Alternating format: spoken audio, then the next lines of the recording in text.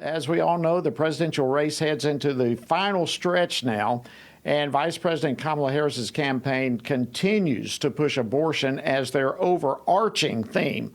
No question about that. In fact, at a campaign rally outside Atlanta last night, Vice President Harris peddled lies about the cause of death of a young woman in Georgia who suffered as a result of a doctor's extreme medical incompetence after she took the chemical abortion drugs out of state. But this fits a pattern of pushing this false narrative from the left, blaming it on pro-life laws rather than what it was, the abortion pill. Well, we want to get more into the details of all of this. And joining me now to set the record straight is Meg Kilgannon, Senior Fellow for Education Studies here at the Family Research Council. She served previously at the Department of Education during the Trump administration. Meg, welcome back to Washington Watch. Always great to see you. Thanks, Jody. It's great to be here. Okay, we are less than 2 weeks away from Election Day. What do you make of the Harris campaign strategy to make abortion their top priority? I think this is officially what they call silly season in politics, isn't it? The idea that the American people want to hinge their vote on an issue like abortion, I think just shows somewhat is that the campaign and the Democratic Party in general is very out of touch with what the very real needs of American citizens are. And honestly, we've never been a country that solves our problems by killing people who are inconvenient. And I just don't think that this is a very becoming approach for her, or I think it reflects that her opinion of the American people is rather low. I think that's a good point. I think I mentioned this coming into the program tonight. She can't talk about the economy or the border or national security or crime.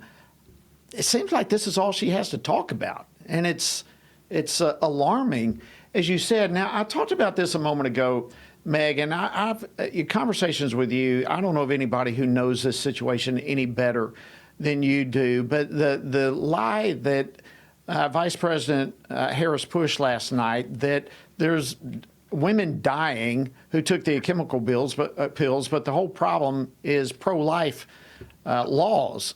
Can you please just walk us through this and set the record straight as to what is really happening with these women who are dying?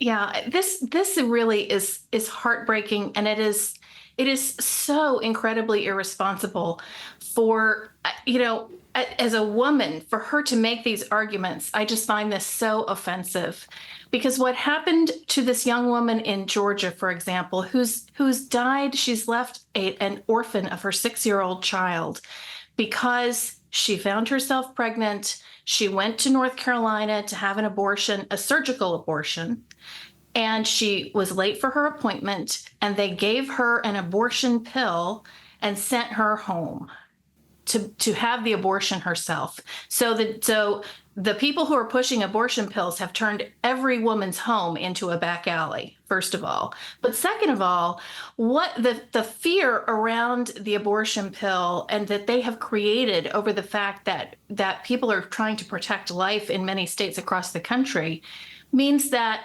if a woman is having intense cramping or she's suffering heavy bleeding as a result of having taken this pill, they're often discouraged from seeking help. And they're often encouraged, if they do seek help, to lie about the fact that they have taken these pills.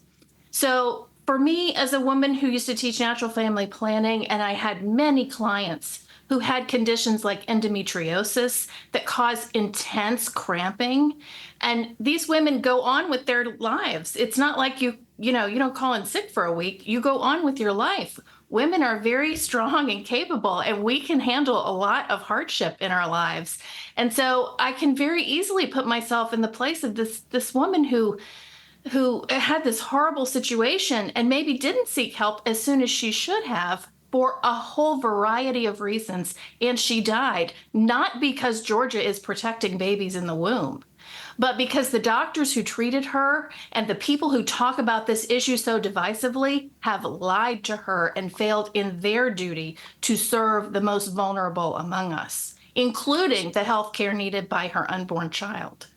So how concerned are you, Meg, and how concerned should we be that this false narrative ultimately is just going to harm more and more women and potentially lead to more deaths? I think we should be very concerned. This regime of drugs is one that sends 1 out of 20 women who take it to the emergency room.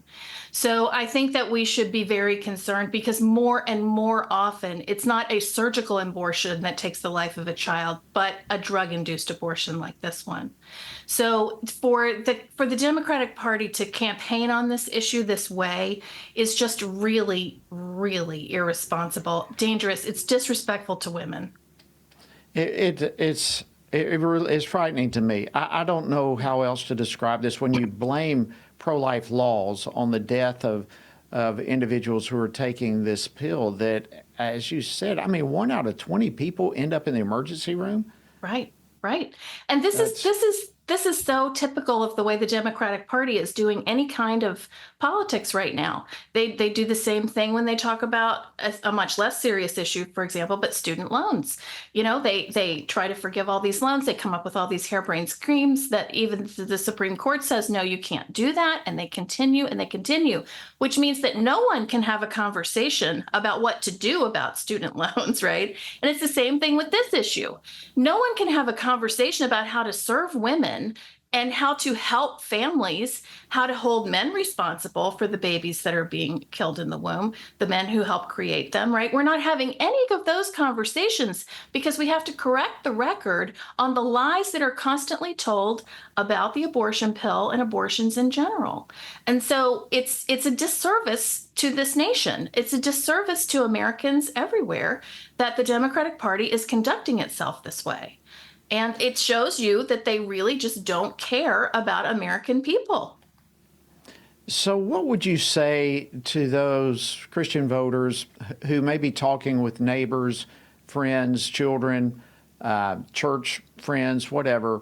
Here we are, just 2 Sundays to go before the election. I know there's a lot of conversation out there.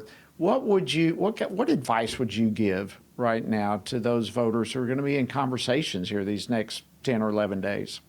Well, I would say to be very careful when you speak about this in terms of being sure to love your neighbor and understand that abortion has been legal in this country for 50 years, and there are many, many women who have had abortions. So always speak with compassion and care, but always speak the truth.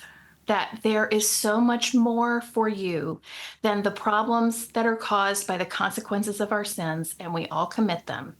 And that America is a place where you can achieve your dreams, where you can you can have a great life.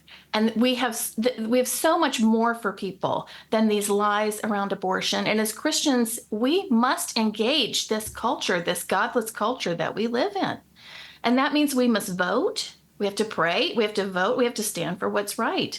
And we're going to have uncomfortable conversations with people, but we should always do so with great love and great empathy for other people.